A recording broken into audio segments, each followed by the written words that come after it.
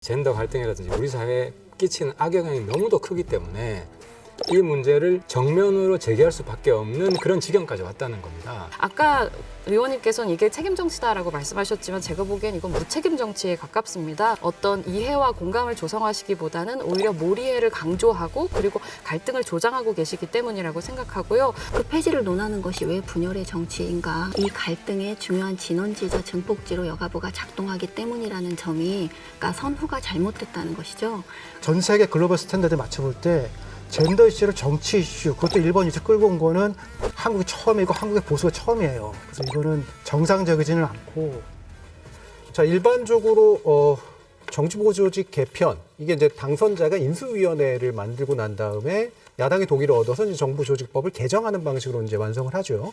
물론 이제 대선 후보자들이 이렇게 정부조직 개편안을 가지고 이제 공약으로 내거는 경우도 일부 이제 있긴 합니다만 대체로 이제 부처 창설이라든가 이런 식의 측면들이 많은데 여가부와 같은 데를 이렇게 딱 찍어서 폐지를 하는 거는 좀 약간 이례적인 그 측면들도 있습니다. 그 정도로 정책적인 우선순위가 굉장히 높다고 보시는지 한번 하태경 의원님께 먼저 좀 질문을 드리겠습니다. 책임 정치죠.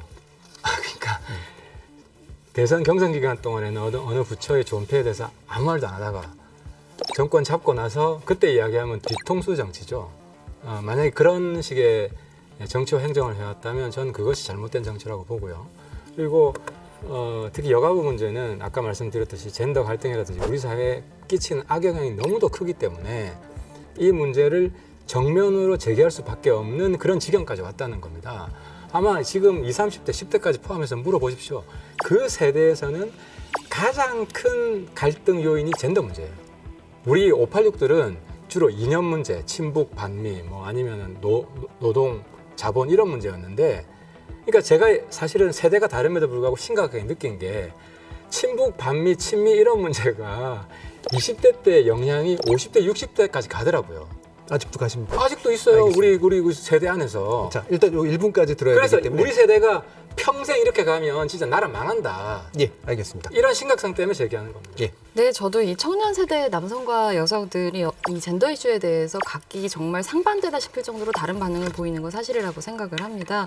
그리고 이런 차이로부터 갈등이 형성되고 이걸 뭐 젠더 갈등이다 이렇게 호명을 우리가 해왔죠. 근데 저는 이런 젠더 갈등이 일어나고 있는 역사적인 배경에는 역설적으로 우리 사회의 어떤 성차별에 대한 감수성 내지는 성평등이라고 하는 가치에 대한 사회적 공감대의 확장이 있다고 생각을 합니다. 그리고 이 확장에 있어서 여성가족부가 해온 역할이 분명히 있고요. 그래서 과거에 비해서 이렇게 확장된 공감대 속에서 예전에 정말로 차별이 심했었을 때, 인식이 모자랐을 때에는 침묵했었던 사람들이 자기가 받아왔었던 차별들, 문제의식들에 대해서 말을 하게 됐고요. 그런 말이 터져 나올 때 어떤 사람들은 그걸 굉장히 잘 이해할 수 있지만 다른 어떤 사람들은 지금까지 자연스럽게 뭐 문화의 일부다라고 관습의 일부다라고 생각했던 것이 갑자기 차별이다라고 지적을 받았을 때 느낀 어떤 당혹감 같은 것도 있을 거라고 생각합니다. 사람들마다 새로운 규범에 대한 적응 속도, 방식 이런 게 다르기 때문이죠. 근데 저는 중요한 것은 이런 시차들을 정치가 어떻게 제대로 지혜롭게 조율해내는가에 있다고 생각을 하는데요.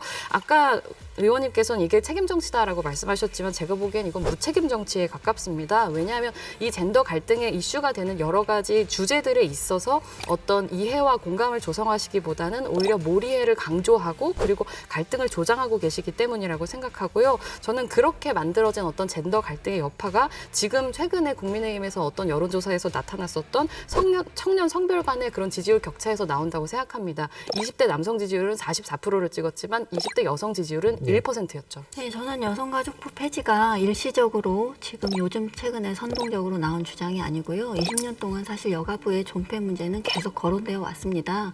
정권이 바뀔 때마다 그래서 부처를 축소했다가 업무를 가져왔다가 다시 보냈다가 이러한 과정을 반복해 왔습니다. 그래서 이것이 마치 지금 뭐 선동적으로 뭐 즉자적인 표를 얻기 위해서 하는 주장은 아니라는 것을 먼저 말씀드리고 싶고요. 최근에 여론조사에서도 국민의 절반 이상이 여성가족부 폐지에 동의하고 있고 여성부는 만년 행정부 평가에서 꼴찌를 차지하고 있는 부서입니다. 무능한 뿐만이 아니라 국민들 사이에서도 이러한 여론이 무능하다는 여론, 필요 없다는 여론들이 70% 이상까지 차지하고 있는 부처에 대해서 그 폐지를 논하는 것이 왜 분열의 정치인가 하는 말씀을 하나 먼저 드리고요. 그다음에 여가부 폐지가 현재 갈등을 조장하는 것이 아니라 현재 갈등이 있고 이 갈등의 중요한 진원지자 증폭지로 여가부가 작동하기 때문이라는 점이 그러니까 선후가 잘못됐다는 것이죠. 그래서 지금 제1의 갈등이 지역 갈등을 넘어서 이제 성별 갈등이 우리 사이에 자리 잡았는데 이 갈등의 원인을 분석하고 그것에 대해서 해결 방안의 하나로 여성가족부 폐지를 주장하는 것은 절대로 저는 그걸 분열의 정치라고 모는 자체가 이런 건전의 토론의 장을 막는 것이라고 저는 생각합니다. 이런 말씀 좀 죄송하긴 한데요.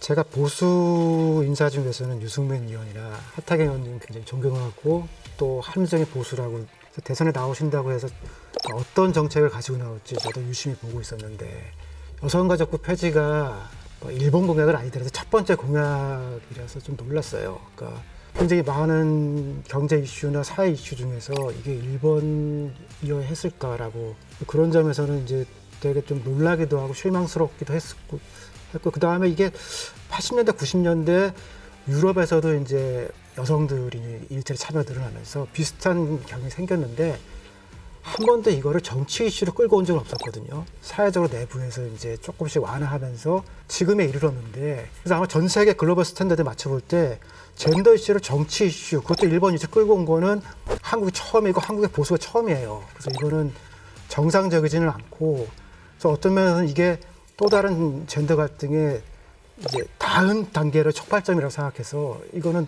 더 큰 문제를 만든 거는 어쩌면 유승민, 하태경 의원 두 분 아닐까라고 생각합니다.